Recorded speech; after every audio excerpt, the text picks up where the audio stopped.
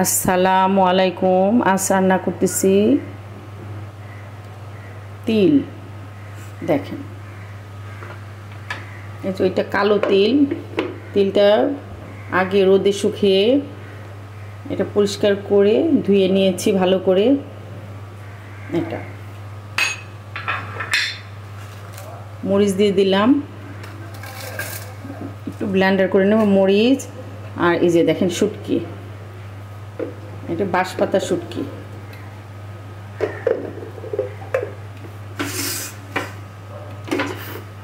বাঁশপাতার শুটকি দিয়ে দিব, দিয়ে দিলাম বাঁশপাতা শুটকি।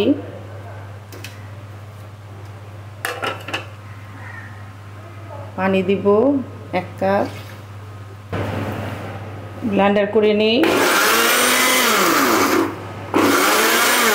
মরিচ আর চাপা শুটকিটা ব্লেন্ডার করে নিই, বাঁশপাতা চাপা শুটকি।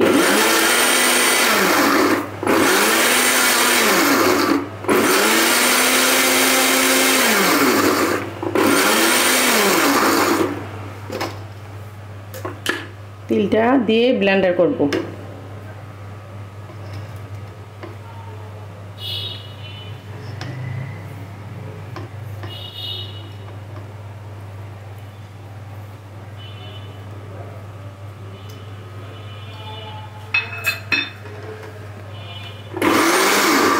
ব্লেন্ডার করে নেই।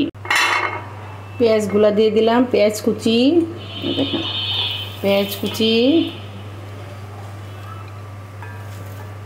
রসুন কুচি দিয়ে দিলাম।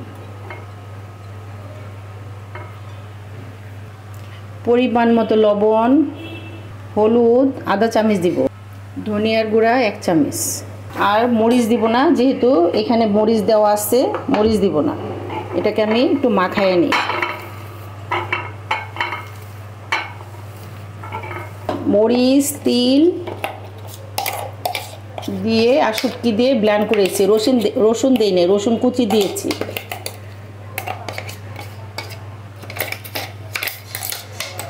অল্প পানি দিয়ে ব্লেন্ডার করেছি।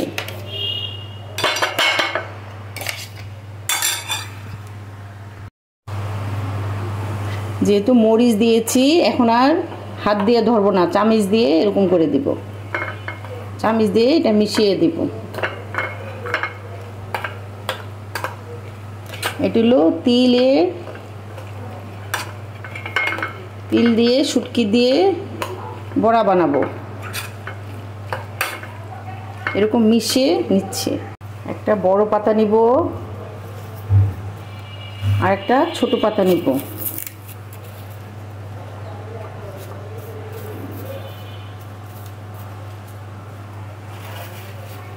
এগুলো হলো জালি পাতা।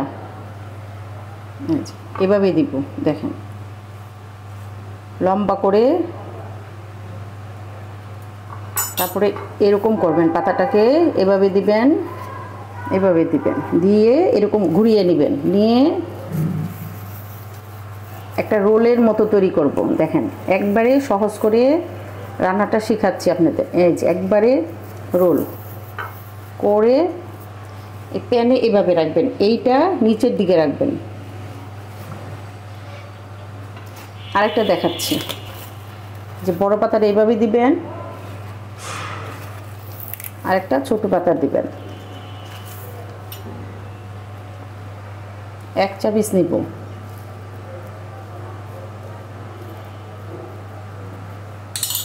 এইভাবে দিবেন একটা, এরকম এভাবে ঘুরিয়ে নেবেন, রোলের মতো করবেন। এই যে এরকম,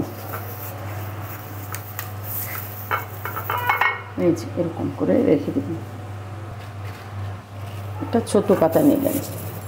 এই পাতাটা জালি পাতাটা, লাউ পাতাটা করতে পারেন। এটা লাউ পাতা, তারপরে হইলো পুঁইশাক পাতা, মিষ্টি কুমড়া পাতা। মিষ্টি কুমড়া পাতাটা একটু ধার থাকে, এই জন্য করা যায় না, করতে গেলে ভেঙে যায়। যে এরকম করে আমি সবগুলা বানিয়ে তারপরে ভাজাটা দেখাবো। চুলাটা ধরিয়ে দিলাম, আমার বানানো হয়ে গেছে সবগুলো। পাতা কম, সেজন্য এটা রেখে দিয়েছি। যেই কটা পাতা ছিল ওগুলো দিয়ে বানিয়েছি। তেল দিয়ে দিব।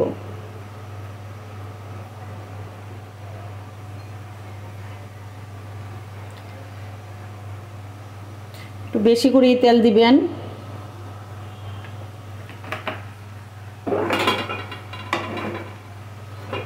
একটু ঢেকে দিব, যেহেতু তিলটা কাঁচা। হ্যাঁ, তিলটা ওই তিল আর শুটকিটা বোনা করে নেই, সেহেতু একটু ঢেকে একটু চুলাটা আঁচ কমিয়ে একটু রান্না করব, করে তারপর ভাজা ভাজা করব।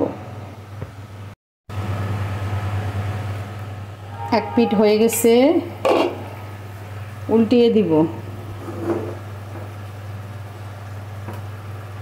এতক্ষণ চুলাটা কমিয়ে রান্না করেছি,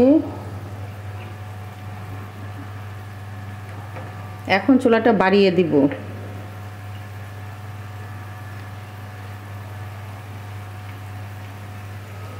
অনেক পানি উঠে গেছে। আমি যদি তিলটাকে একটু ভেজে নিতাম, ভুনা করে নিতাম, তাহলে আর চুলাটা বাড়িয়ে করতাম। যেহেতু কাঁচা তিলটা, এই জন্য একটু ভিতরটা যেন ভালো করে হয়, সেজন্য ঢেকে দিয়েছি আর চুলাটা কমিয়ে দিয়েছি একটু যেন পানি উঠে।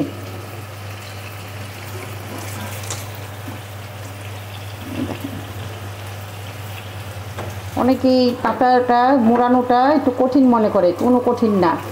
আমিও প্রথম পারতাম না, আস্তে আস্তে আমার মা আমাকে বলেছে কিভাবে করতে হয়, আমিও ওইভাবে শিখে ফেলেছি।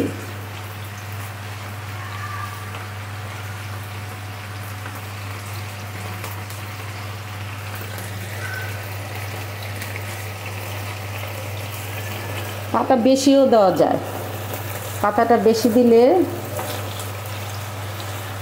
আর খুলে যায় না।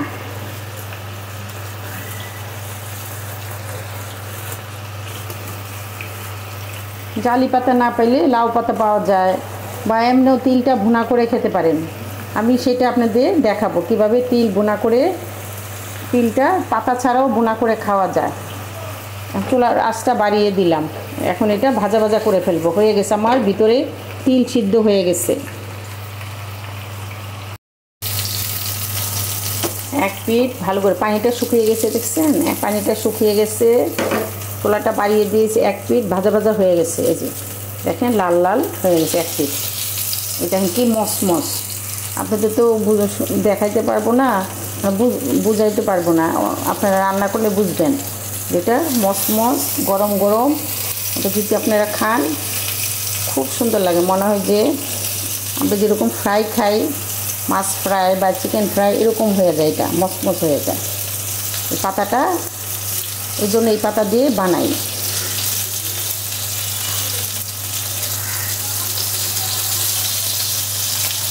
আর এটা ডিপেও রেখে দিই, যখন ভাল লাগে তখন একটা নামিয়ে আবার গরম করে খাওয়া যায়। এগুলো আমি ভেজে যখন পাতা পাই তখন বেশি বেশি করে বানিয়ে রেখে দিই, সংরক্ষণ করে ডিপে রেখে দিই।